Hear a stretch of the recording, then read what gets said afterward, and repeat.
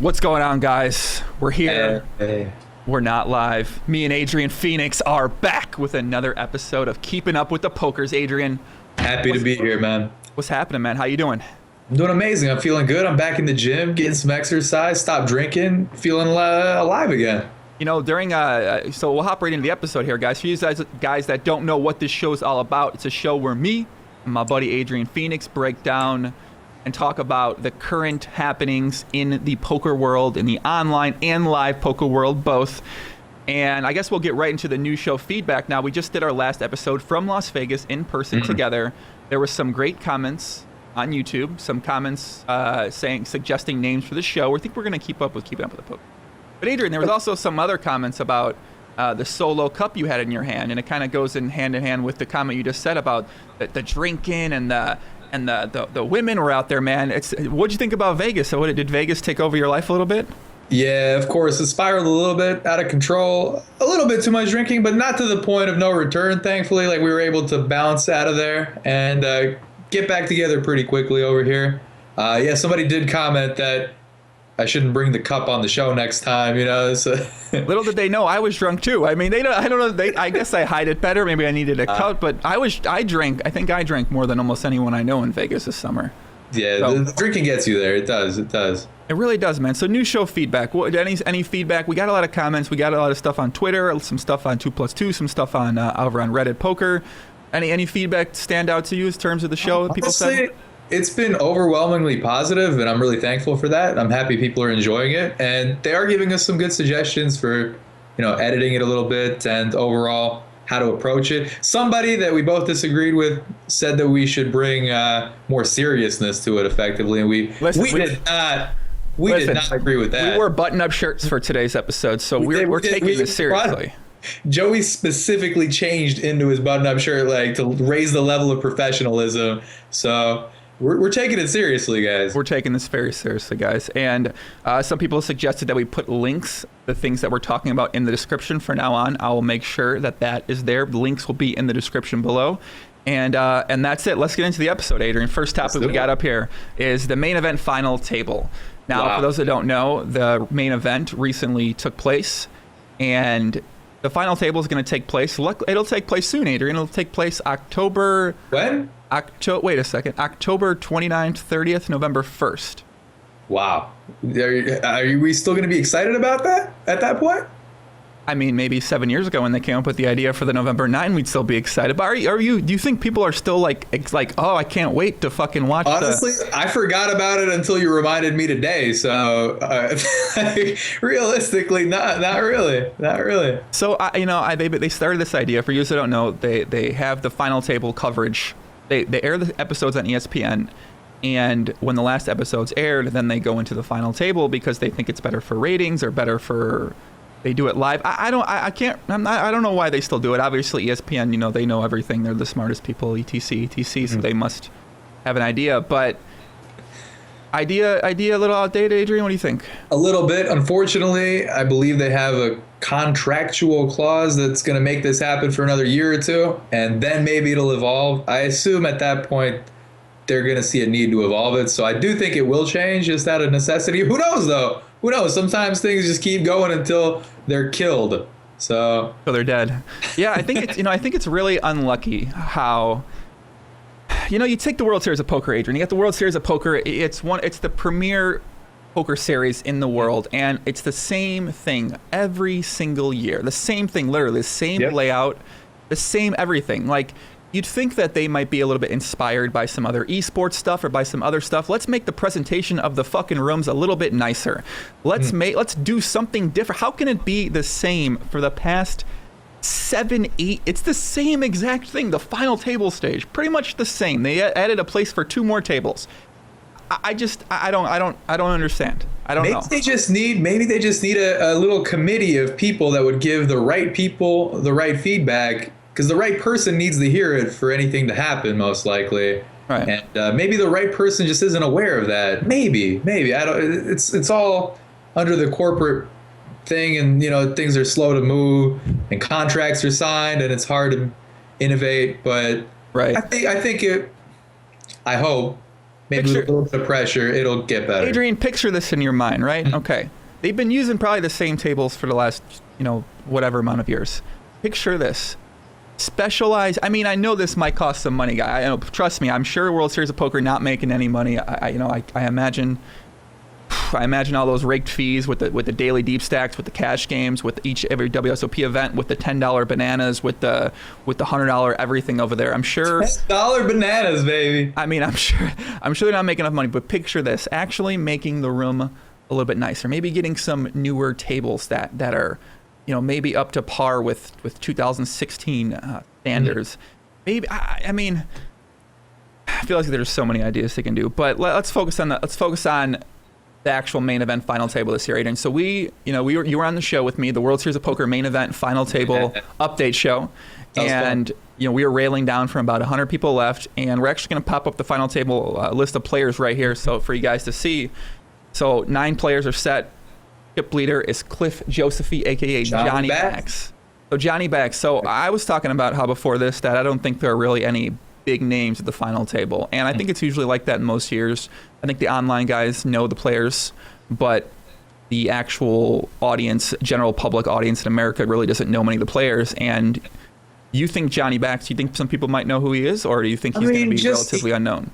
He's been around for so long. I gotta assume that at least some people outside of the online world have picked up on him. He was one of the original people putting out content in terms of online tournament poker. Mm-hmm. He's been around for so long, from the very beginning. So I do think he's had at least some, but not to the level of a Helmuth or a Negroni or anything, obviously. But it's good to see him doing well. He represents kind of a nostalgic point in online poker. For sure, yeah. But I'm more excited about the fact that we really nailed it with Chi Nguyen. How do you say his first name? Now, see, this is kind of the idea behind doing this show is that so if we see these players right now, if we didn't know any better, we would have no idea who a couple of these guys are. But since we did the show, we have a pretty good idea of the backstories in some of these guys. So Chi Nguyen in second place, we were talking about how he loves Baccarat. And we were joking about that. No, we weren't. Nickname the Baccarat Baller. Yes. Now, he did an interview with Remco the other day. He said he said something, I wish I had the exact quote here, but he said something about Baccarat being his favorite game. Yes. He said like he cares about Baccarat more than he cares about poker.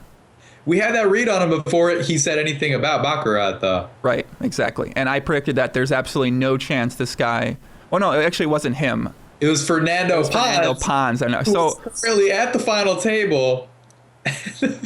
Mr. Blow Up Doll himself. So let me go through the list. We got Gordon Vayo. He's an older school online guy. I think he's like 24, but he's been playing online for 10 years. He's 24, 25, but he's been playing online for 10 years, Adrian. Now do the math. He used to be staked by Johnny Backs, Cliff Josephy, I guess, too, allegedly.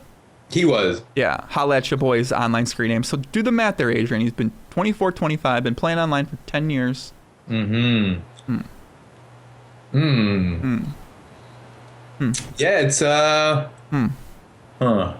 okay, whatever. So number 4th place, we got Kenny Halyert from Belgium. 5th place, we got Michael Rouen from, I believe he's from around New Jersey. 6th is Wojtek Roszakosto from, I think he's Wojtek Ruzicka. Wojtek, you take that one. Go ahead and say his name. Wojtek Ruzicka. Okay, Wojtek Ruzicka. I believe his online name is I don't know how to say it. Voitas _Y or something like that. He's a high stakes online guy. 7th is a very old school poker player, old Counter-Strike legend, Griffin Banger, also does the GPL. I think he's going to still be doing the GPL commentary. I don't think he's going to be doing it anymore now that he's actually out? Really? What? He's actually out of doing that? I mean, just final table the main event. Why do you think he's going to still be wanting to, what do you mean? He's still wanting to work for someone else? Maybe he enjoys it. I love the GPL. He might love the GPL. What do you mean? He might. We love the GPL here. Well, we got him in 7th place. We got in 8th place. Don't be confused, guys. That's not Jerry Wang, the main event champion from a couple years ago. This is Jerry Wong, the potential future main event champion. And 9th is our Spanish friend, who I said on the show, there is absolutely no chance this guy's going to win. He was 3rd or 4th in chips at the time. His Twitter avatar was a picture of him next to a naked blow-up doll. He got in through a satellite. and a very small buy-in satellite, and that's Fernando Pons from Spain. Our short stack, I think he has a little over 5 big blinds, I believe. He's very. We have a small bet. We actually have teams as to who's going to win the main event, and if my guy wins, I have to do something. If Joey's guy wins, I will say Fernando's on my team. So you have to lip sing a song of the other person's choice and dress up in costume, I believe was the bet. That is the exact bet. Yes. Yeah. Well, so that's the final table. So first impressions, or I guess this isn't the first impressions. This is probably like maybe your fourth impression. You see this list. What does this list say to you? How does it make you feel? How do you think it's going to make the audience feel?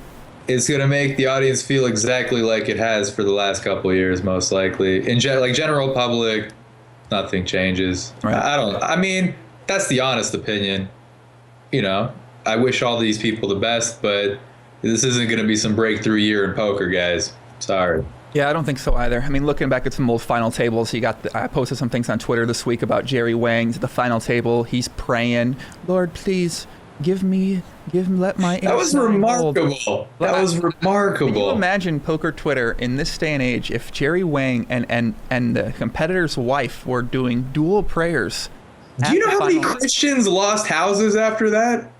Do you know how many Christians got into poker after that? What are you trying to say? Unsuccessfully? Wait a second. Hold on. Jesus propelled Jerry Wang to the final table victory. You're telling me Jesus wouldn't also propel these other Christians? Jerry Wang might have been the chosen one, but it's not the chosen 10 or 500, man. All right, chosen one. You sure? I mean, that's what it seems like. I mean, listen. I was under the impression if I pray, I win. So I mean, maybe. I'm not trying to take that away. You do you. I mean, this. I guess this group of guys. I guess we'll see what the coverage shows, and I guess there's no big name in there. Maybe Griffin. I know Griffin had some moments happen coming down to the final table that he might be one of the people that people are maybe drawn to. But it seems like overall, just the type of personalities that used to make up the final tables before, those guys have been replaced by quiet people who are, because that's sort of. Now, Joey, do you think the World Series of Poker could maybe implement a spin and go type of approach to the main event and propel some of these enthusiastic young stars to the top? I'm surprised there's not a spin and go main event. Like that seems to be what's taking over, online poker these days. So I'm surprised. I mean, you could also say that it's taken over online poker because all the marketing's pushed that way and all the promos are pushed that way and they're pushing. I mean, whatever. Like, listen, that's another story for another time. But yeah, let's I guess let's kind of go segues to the next topic, which is lack of final table coverage. So overall, right, the best way for people to follow along with the final table was WSOP.com updates and of course the WSOP main event show that you were a guest on for day 2 for the meet. It really upgraded the Twitter experience. It really turned it into an event. Right. You did a good job with that. Gracias, sir. Thank you. I appreciate you coming on there. I think that people, we had a good time obviously on the show and we had a good time speculating some of the players, but I'm really surprised that something like that doesn't exist on World Series Poker side. There's obviously they can't live stream the coverage or whatever because of their contract with ESPN, allegedly. I don't know if that's 100% true. That's speculation I've heard from many people. But I'm surprised that they don't have a show like that. They don't have, like, the best way to follow along is with WSOP.com and Twitter. Like, Remco was putting out the best updates. That's the best way to follow along with the biggest update of the poker world. They call it the Super Bowl of poker. It can't be the Super Bowl of poker if you're finding out about the event in fucking 3 months. Like, it just can't be the Super Bowl of poker. How the fuck is that the Super Bowl of poker? It's a long Super Bowl. Right. Like, it's a long Super Bowl. It just doesn't, it blows my mind. I mean, sure, 2009, I can understand this might have been the GTO approach to take. And even them years, they had a live stream, going down. But I just can't believe that this is the only way that you can follow along with the biggest event of the year. No, I think they have to eliminate the November 9 idea. I think they have to add more hype while it's happening and build it up. Let it be a culmination of the summer. End it with a bang. Because this just fizzles out and nobody really cares anymore. Well, I think people start caring once the shows get aired on ESPN. The general public who maybe wasn't following along with it as much. Sure. Who's not on WSOP.com, who's not on Twitter. What do you think? I think just making it the November 9 thing, eliminating that, taking it back. You can still do the episodes, but you can also have the live streaming. You can also have the live hype. You can't broadcast your main thing where the results are at the end of it known in Twitter format. Like, you have to have something better than that in 2016 to captivate an audience. Yeah, I wonder how much captivation is really going on with these ESPN episodes. I think you can look at it from two audiences' perspective. You have the general public audience, then you have the hardcore audience who's following along with the updates and who follows along with Twitter. And I guess from ESPN's perspective, they think people aren't going to follow along with the episodes if the winner is already easily known online. So I can understand the idea behind the November 9 thing. I can understand why they think that's the best option to take. But I don't know. I don't know if this is, maybe this is, I don't know. It's not like it was before. There's not replays 24/7 like there used to be. There's not, before you used to turn on ESPN 2 a.m., 1 a.m., 3 a.m., there'd be these main event replays all the time. Now, I don't even feel like there's any replays for some of these shows. Once it's aired, they might replay it a couple times that week, and then you never see the episode again. Whereas before, they're running replays constantly. People are getting a lot of screen time. Stories are getting built. Players are getting turned into stars, so to say. So I don't know, man. We'll see more. Let's move to the next topic, man. We spent a lot of time on that topic, but that's sort of that's been the main thing that's happened. It's really been kind of, I think overall, after WSOP ends, WSOP Poker Twitter was insane. There was a lot of things happening, a lot of updates, and now people are back home. They're refocusing. They're sort of hibernating in their little holes. They go to some poker stops, but I guess, how did you enjoy World Series of Poker Twitter overall?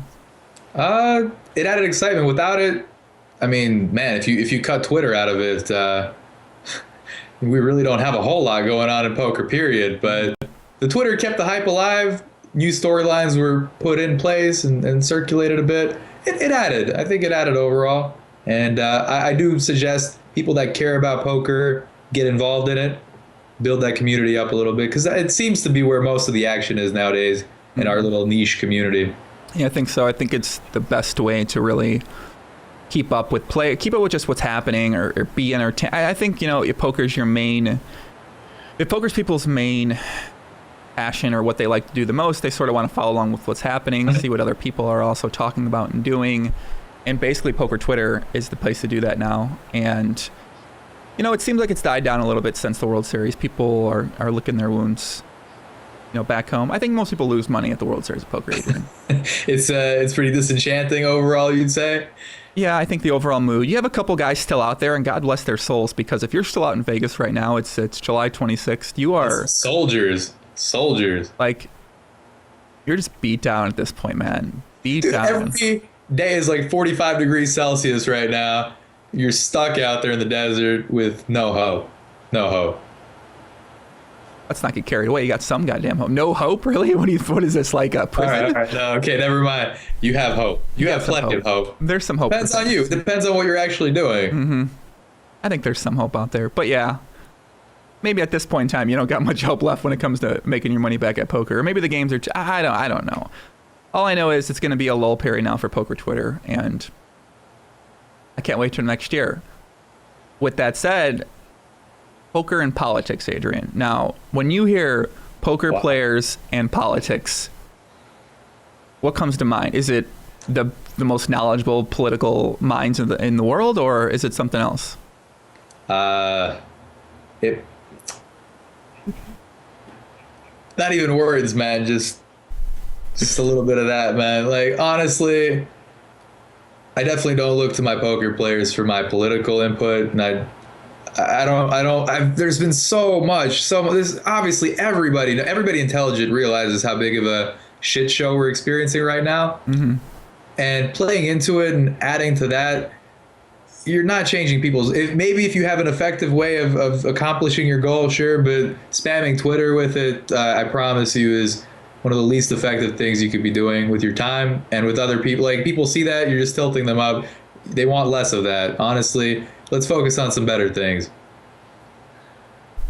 I go a couple ways. One, I find it does help me stay a little bit informed, but at the same time, like, I mean, I'm maybe I'm jealous in a way. I'm jealous that like the passion that they feel for this topic, that I feel it for poker, but like I want to feel that passion for more things in my life. I don't understand how people can be so fucking riled up. Like, Like, I don't know. I mean, I don't know. You think all of them are riled up? You think some of them are just bored clicking buttons, just participating in something, and this is the most talked about, hyped up thing happening, so they just jump on board and they don't actually care too much? Seems like these motherfuckers care a lot, man. Some of them do care for sure. There's some fanatical care right now. Very polarizing things happening. Right, and I guess I can understand it from their perspective. Like, it's what they care about, what they're passionate about. They're going to speak their mind. They're not going to give a fuck what people might think about things. And I can definitely respect that approach. But at the same time, it's like you kind of have to understand that. I mean, it just sounds so fucking over and over and over again about this stuff. It's like, man, you know, I got it the first time, I got it the second time. I don't know if they're trying to convince people things, if they're trying to argue with their opponent, like people who are on the other side of things. Like, I don't even know what the objective of what they're doing is. What is the intent? What is the purpose? Main thing is when you take an action, ask yourself, what am I accomplishing with this action? Is there actually a goal behind it, or am I wasting energy that I could be using towards actually achieving a goal? That's always like, right. I think they think that they're achieving a goal by, you know, not letting Trump become president. I don't know. I'm sure they have some sort of. It might actually be counterproductive because it's just getting more and more exposure. I don't know. You know what? I don't know the science behind it, but the publicity hype has. What makes poker players like this? Well, I guess everyone loves arguing about politics, so it's not exclusive to poker players. But it just seems like, you know, and this has been talked about a bunch. Once you reach a certain level of poker success, all of a sudden you start speaking from an authoritative standpoint on things like politics and these other things. Like, I think poker players automatically assume that they're able to assess information better than the general public, which often will be true. So their opinion, I think in general, they assume is of higher value. So they feel compelled to share it because, look, I'm able to figure things out better than almost everybody. I figured out that this is an idiotic idea. Don't do this, guys. The reality is people see that and don't really pay attention to it, and it just slides away. Listen, Adrian, I figured out how to win a fucking poker tournament. Did you really? Sit down and listen to me about why the president should be who it is right now. Boom. Dare I say GTO, right? I mean, that's what it is. Give him the fucking blessing, man. Going forward, it's only going to get worse. You know that, right? Yeah, give him the blessing. I'm pissing that. All right. Water. Okay, sure. Going forward, what do you think? Yeah, it's only going to get crazier because I think it's July and it goes on to like November or something. Yeah, this just goes on. This is just kind of like the main event, actually. Do we mute him? You know, that's why I think the main event's pushed forward this year because of the election. So I mean, it kind of ties hand in hand. So. Jeez. Okay. Oh well, keep up to date on that. All right, Pokerstars, amazing promotions, Adrian. Now on the Dan Grant. I know. When you think about that, you get excited. I'm pumped up. So during a podcast I did last year with Daniel Negreanu towards the end of the year, he mentioned that there were, you know, big changes coming. I believe it was something of that nature, and there's a thread on 2+2 about this. Pokerstars, amazing promotions. They're changes for the recreational player. Now, Adrian. Yeah. You seen any? What have you seen? Man, I'm What stands out? Just the overall amazing state of the game is just. Wait a second. You don't think those commercials with Neymar and Ronaldo throwing a soccer ball? I'd get in trouble for saying how good they are, but they're great. The more people from South America that get involved in poker, the happier the poker people are in general. I guess those are our promotion. Those are our amazing Pokerstars. We need China in there too, guys. I'm not discriminating. We need China in there full force. Do you think those promos are good? You think that's good enough? No, I don't. No, listen. It's clearly not what. Okay. They aren't even playing poker, dude. They're fucking realistically soccer balls around. You have a face of a company that gets paid millions of dollars a year, and he publicly comes out and says, "Wait, guys. Look, I know you don't like what's happening right now. I know you don't like that we've done this, that, and this, but hang on, guys. We got something really big in the works. Just wait. You guys are going to complete." And then people are waiting, and then nothing happens, and then this person doesn't address it, and he actually is spamming Twitter with politics stuff, actually. So it makes you wonder. You know, I do think that Neymar is doing more for bringing people in to poker with his 50 million plus whatever followers or 100 million followers than Negreanu is at this point. Negreanu's already reached the audience that he was going to reach, and he's obsolete in a way. I'm sorry, in a way. Like, he's personable, he's good for the game still, but You think he's obsolete? I don't think so. Man, he's like the. If he goes obsolete, then we're stuck with Phil fucking Hellmuth. He can't be obsolete. We need people like Daniel in poker. Okay. He's not there yet, but it's headed that way. They're the dinosaurs of poker. I mean, let's be real. Neymar's doing more for bringing people to Pokerstars, for better or worse. I don't know. These poor Brazilians, they could be spending that money on grains and whatnot, and they're spending it on spin and goes. Is it better for the world? Do we want more players drawn to Pokerstars? I'm not. I think we want more people playing poker, but like, I mean, yeah, great question. Great question. Do you want them in the spin and go churn? In the colluding PLO bot world? Like, I don't know, man. What allegedly. do we want? Well, that's actually confirmed fact. Never mind. I'm not sure, man. I mean, I think people should play poker. I think poker's an awesome game. I think poker's a lot of fun. Yes, I love poker. I do. I love PLO. I love poker too, but you know, with the way things are going, with the promos, with the countries you're not being involved in a mass scale, with it seeming like the objective from the biggest poker company is to take as much money from the players they possibly can without giving much back in the shortest period of time. I have a hard time getting very excited about new players coming into that environment and quickly. There's still hope, Joey. There's still hope. Let's make poker great again. Let's make poker great again. Let's make poker. Maybe we should become the Donald Trump of poker in some ways and just try to make poker fucking great again. Yeah. Go on a rampage. Let's do it. Oh, well, we'll keep up to date with those two future plans, Adrian. So what you got going on? Last time we saw you, you're with your Colombia mamacita, coramosa, mamamita, guacacola. She was there in Vegas. You guys spent some time together. So are you going to be moving to Colombia for a couple months? Yeah, I think that's the best idea is pop in for a couple months, get Joey to come out there, you know, scope the scene, and see where it goes from there. See how life takes us. Sounds like a good plan. Plan for myself. Keep playing PLO online. Keep pumping out the podcast. The podcasts lately have been doing pretty well. We got some cool guests coming up. Noah Schwartz, got Doug Polk back on. Bill Perkins on Twitter said he's in. I'm gonna get back on the Twitch grind. You're gonna see me on there. You got to be a guest occasionally. Pop in a little bit, man. I'm always in for the Twitch for the guests on there, man. But I think plans day by day, right, Adrian? Day by day. Be good. Yeah. Be better in ourselves. Be productive. Poker, self-improvement, a little bit of that gym grind, a little bit of love, some music, and it's a pretty good life. Pretty good life. I say it is, man. All right. We got anything else we want to add in this episode, Adrian? Keeping up with the pokers? Keep sending us your suggestions, guys. Some of them are really productive. Please. Get us thinking about things. We really appreciate the feedback. Honestly, it puts a smile on our face reading it. Put a smile on my face plenty of times. Sometimes you guys are savage, and that's great too. Write what you feel. Write what you feel, man. Get savage at it. You got to get savage. Get savage. But if you got to do it at me or Joey, listen.